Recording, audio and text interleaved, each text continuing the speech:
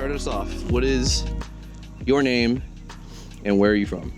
What is my name and where am I from? My name is Nathan Riccio. I'm from Philippi, West Virginia. I have 2 Mark 7 GTIs. My wife drives one, and then I have a silver one. And they're both bagged. Both bagged, yes. That explains those 2 bagged Mark 7s, yep. That's what started it all. Do you think that in the past or present that Philippi or West Virginia was starting to get left behind? Yes. Okay. We didn't have anything. Drift Appalachia came in 2 years after I'd started Lower Than the Lawn. Yeah. And you know, they started drifting down south on mountain roads. Yeah. I knew that every show I ever went to I had to travel to. Yeah. And I was like, I'd like to have a show where I didn't have to travel and people came to me, to my hometown, and hung out and, you know, saw the area. Sometimes you get wrapped up into big city so much that it just puts you in a, I don't know, like a rat race. Yeah, you're stuck in the rat race. And then you come out here and it's almost like, you know, you can breathe in the mountain air and relax a little. Yeah. Like you don't hear police sirens unless there's a wreck. Planes. You don't have people riding your bumper. Yeah. You don't have people flipping you off. You know, planes. Yeah, you probably haven't heard a single plane being out here. You can see the stars at night. Yeah. When the sun goes down, if you look up, you can see the Little Dipper. That's kind of what Philippi's about, like, and Lower Than the Lawn in general. I mean, the locals are friendly. Yeah. As long as they love our events, they love everything. So. Yeah. And they ask questions. Like, if you're at a gas station in one of these cars, somebody's gonna walk up to you and be like, how does it drive like that? Yeah. I really wanted to help our local animal shelter. I'm a big animal guy. Hell yeah. Like, I got 3 dogs. I wanted to help them as much as possible. Every event that we do, like the event that we just did, it was a non-profit event basically. So like we did the event for Annie Smiles. We collected toys. Yeah. A lot of people yesterday actually just did monetary donations because they didn't bring toys, which is, I love that. It's always something to give back to the community. I try to do that. Yeah. There's a lot of shows out there that don't, and I'm always going to be that way. Like I want to support the locals. What originally actually started the events is we started Wild Wonderful Cruises. We'd go out for a drive. People come down from Pittsburgh just to hit the mountain roads. Yeah. And I still run that. I forget that I do, but I run it. Because Lower Than Lawn has taken all my time. That's what originally started. I loved getting, 40, 50 cars together and going for a drive. That's what we did. Like we go to Cool Springs. Today we're going to Seneca. Yeah. There's a lot of beautiful mountain scenery in West Virginia. Most people look at West Virginia as like, oh, it's a bunch of rednecks. I try to market the event as a weekend getaway in a small mountain town. Get away from the hustle and bustle, come relax in Philippi, West Virginia for the weekend. It's cheap, come in and hang out, like kind of thing, and support the community. Like the local bars. Local businesses, Moe's, all that stuff. Yeah. This was the first year, I will say, because I'm sure you saw the post of please go explore.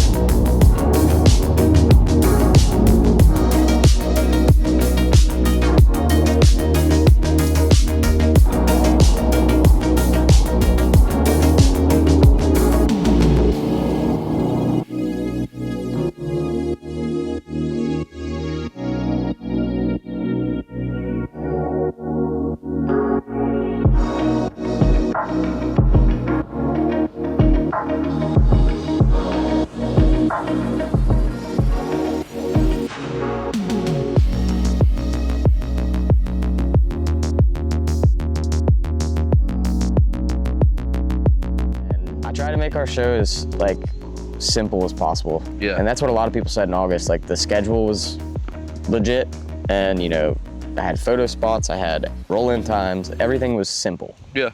Like don't just stay at the hotel and hang out in Philippi, go drive. I wanted people to go to a couple destinations. I even made a photo spot list. It's so gorgeous, dude.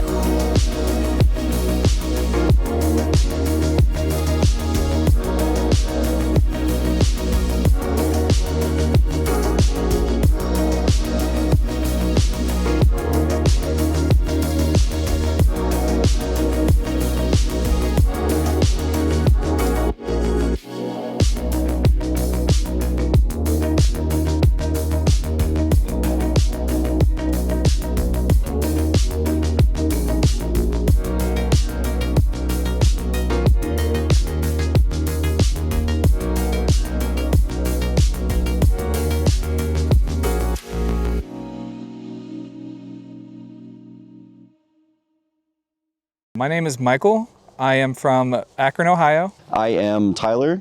I work as a Volkswagen product specialist with ECSTuning, and I'm from Akron, Ohio. When did it all start? My dad, growing up, was very into Volkswagens. Every single car he owned up until the one he has now was a Volkswagen. We have a '79 Volkswagen bus. It's just always been in my blood. But why the Eurozine? I don't know. It's just something about the people. Everyone has a different mindset when it comes to the car community and car culture, and especially in today's age. Yeah. But I feel like no matter what, the Euro car community always has each other's backs. Yeah. We always try to support each other. And I feel like everyone generally gets along, and there's no real issues in the Volkswagen car community. There's ups and downs. Obviously, I could dip my toes into the negatives, but in the community that I'm in, especially Euros, it's always tight-knit. It's always very family and like community oriented. Yeah. I can't get enough like events like this where you just get to hang out and be enthusiastic about and share similar interests with people around you. It's awesome. It is really hard to explain. I think it's just that we all have a shared passion, and it doesn't matter if you're into stance cars or into tracking your car. We all kind of have the same mentality of just having a good time and doing this. Yeah. Being out here and having a good time together and cruising back roads and just really enjoying time together. Getting lost by accident. Yeah.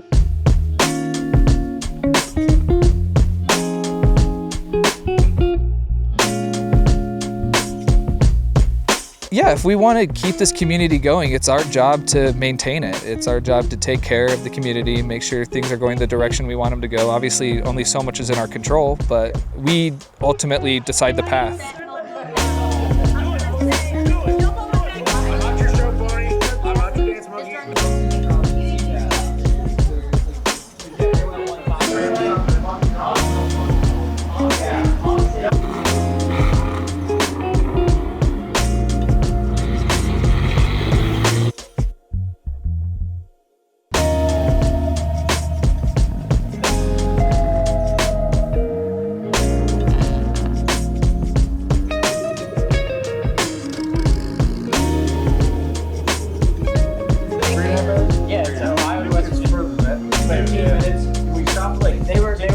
They were on a time crunch to beat Callum. He was like, yo, we'll be there by like 11, maybe noon. Fuck you.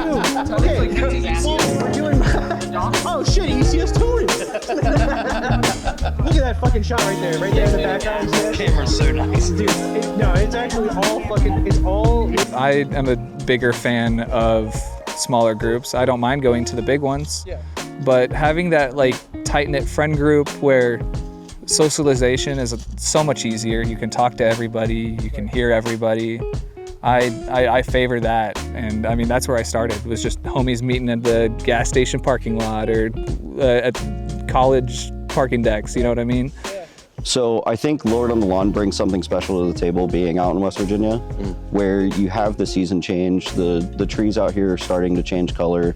Everyone's kind of tired from the rest of the car season. Yeah. And it's a nice relaxing way to end off the season in a more of a camaraderie type of way. I feel like it's very intimate as far as, like I touched on, the Volkswagen car community is a giant family. Everyone's friends, everyone gets along, we all have a good time. Yeah. And I feel like the relaxing vibe of Blow It on the Lawn really brings a lot to the table as far as the car community. I think for someone like me with ECS tuning, bringing ECS out here to, like you said, a smaller event, it's not as much about the metrics. It's not about making money. It's not about, you know, anything of what running a business is about. Yeah. I think more so there, it's about embracing the car culture, embracing the community, and trying to do what we can to keep supporting. Hell yeah. Hell yeah. Just keep the car community alive. We depend on it. Yeah. Fuck yeah.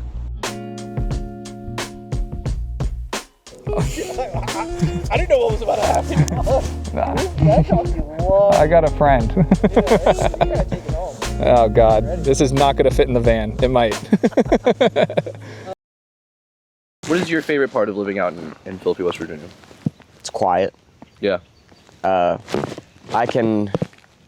for example, it's 10 miles to here, to this spot, and it takes me 10 minutes. Yeah. There's no traffic. Locals are friendly. Yeah. You can't get locals that are any friendlier. If, you know, like I was saying earlier, if you're driving and you don't wave, they give you a dirty look. Wave at the locals, talk to the locals. Yeah. When we moved here, I was 5. We lived on the outskirts of Philly in Wilmington, Delaware. And Dad got tired of it because of the traffic. Yeah.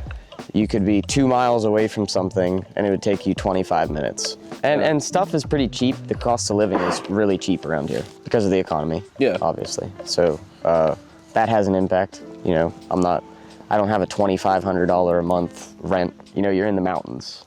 Yeah. There's mountains all around you. When we bought our farm, when Dad bought the farm originally, there was an old farmer on the side of the road raking leaves, and he was chewing like tobacco.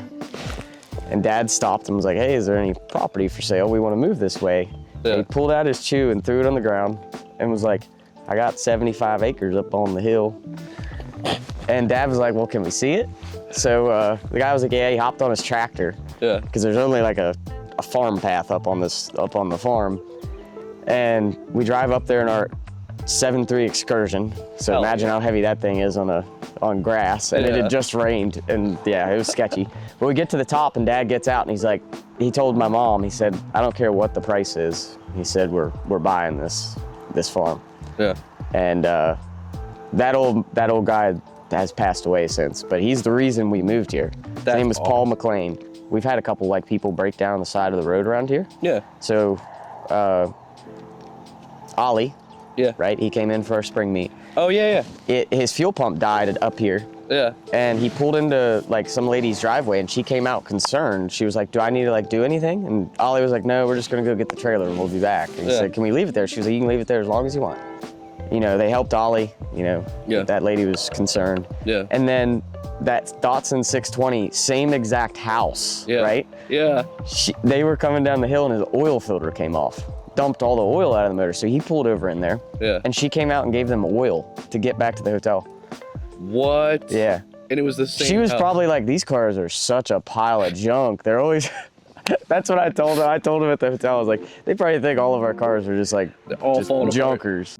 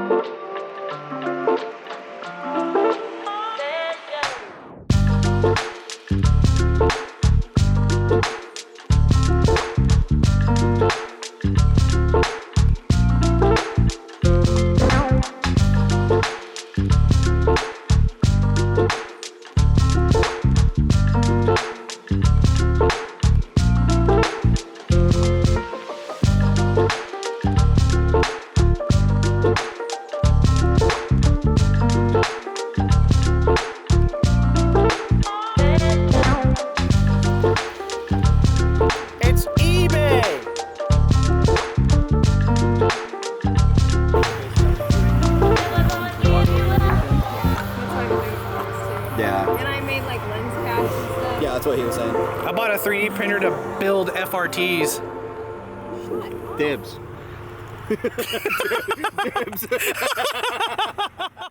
I feel like the people who cause trouble Yeah. look at West Virginia and they're like, I don't want to go to West Virginia. Yeah. But the mature people that have been in the car scene for a long time want Yeah. to try new events. You know, they don't want to go to the same stuff for 15 years in a row. And there's a place for that. Like a lot of the shows, you know, like Low Show is going to be that way. Yeah, that's a good point. Even overseas. So like I draw a lot of inspiration from overseas. The platforms that I do, yeah. I saw it all trace. That was, back then it was called racism. Yeah. And funny. and that's when they that's when I saw the platforms. The first thing I ever saw, and this year I fulfilled the prophecy, I guess. Yeah.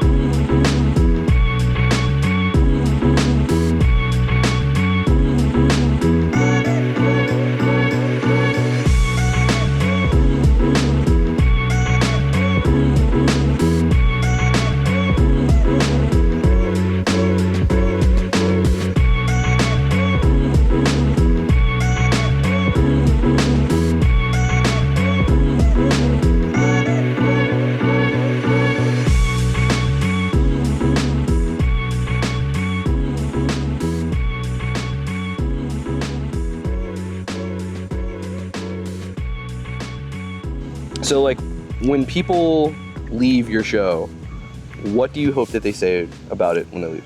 I hope they say it was positive vibes, lowered rides. That's our motto. Yeah. And you know, that's what it is. It's come hang out. It's not really about the cars Yeah. as much as the people. Yeah. Kind of like Riverside. Yeah.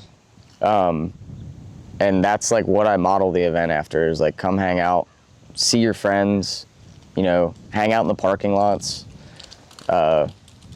enjoy the area. Yeah. Is really what I go after. Like I said last night, like I want Lower Than Lawn to be a family reunion. Yeah. Like last night, you guys didn't show up and I drove out to the middle of nowhere to see where you guys were at. Yeah, that was... I genuinely care about my attendees, and you know. Meredith was like, that was really nice. Like, he didn't have to do that at all. Well, yeah, I didn't know where you were at and I was concerned. Yeah, Like, it was rough getting back home yesterday. but that's kind of how, I don't know, that's how I was raised. Yeah. That's how all the people are around here too. So It's refreshing, dude. This show, every time we come here, it's refreshing. it's like you, when you get back to the city, you lose faith in humanity. Yeah. And then you come out here and it's like, It's all back. Like everybody's helping their neighbor. Yeah. This is exactly what I would want if I was Yeah. to host a car show. Yeah. So, and I think you're executing flawlessly. Like, I appreciate that. Dude, it's awesome. Sometimes you lose faith when you're doing it, and you know, it's nice to hear people say that Yeah. because like you need that drive Yeah. Yeah, to, dude. to do better. You Yeah, know, like dude. next year, Yeah. I know I can always do better. So next year, we'll see what it brings. Oh yeah. I do this stuff year round. I know my wife. I love my wife, and I know she gets burnt out from it a lot. Yeah. But she still supports me. So Hell yeah.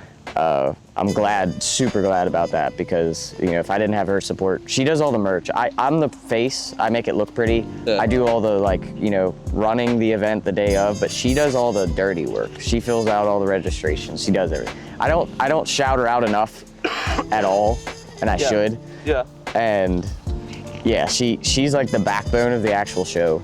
Hell yeah. It's I don't do like I said, I talk to people and do the Instagram and all that stuff, but I don't do the actual hard work per se, technically. Shout out to Mama Riccio. Yeah, Mama Riccio. Hell yeah, man. So Well, thank you so much, dude. I've been wanting to do this forever. I'm so happy we did this in this town, at this place.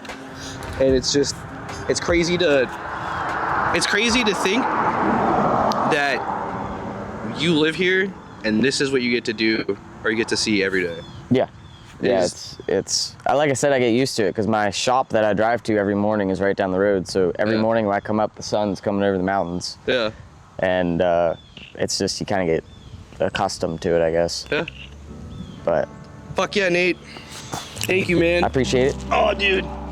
That made me feel warm and Love you, fuzzy. brother. Love you too, dude. I was so fucking pumped to do this.